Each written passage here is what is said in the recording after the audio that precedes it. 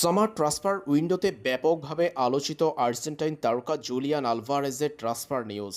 বার্সেলোনার তারকা এই আর্জেন্টাইন ফরোয়ার্ডকে দলে নিতে চেয়েছে শুরু থেকেই।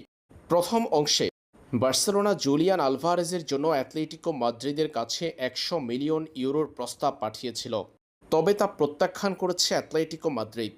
সে সময় তারা জানিয়েছে জুলিয়ান আলভারেজকে বিক্রি করার জন্য নয়, তবে আর্জেন্টাইন এই ফরোয়ার্ড অ্যাটলেটিকো ছেড়ে বার্সেলোনাতে যোগ দিতে চাই।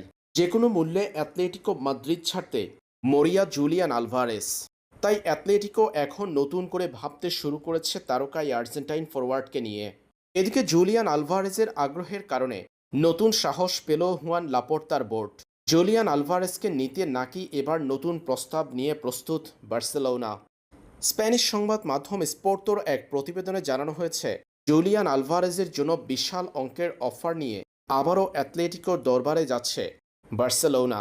অ্যাটলেটিকো মাদ্রিদ জুলিয়ান আলভারেজের জন্য 120 থেকে 150 মিলিয়ন ইউরোর মধ্যে মূল্য চাচ্ছে, আর এর কাছাকাছি মূল্য 120 মিলিয়ন ইউরোর প্রস্তাব নিয়ে অ্যাটলেটিকো মাদ্রিদের দরবারে যাচ্ছে বার্সেলোনা।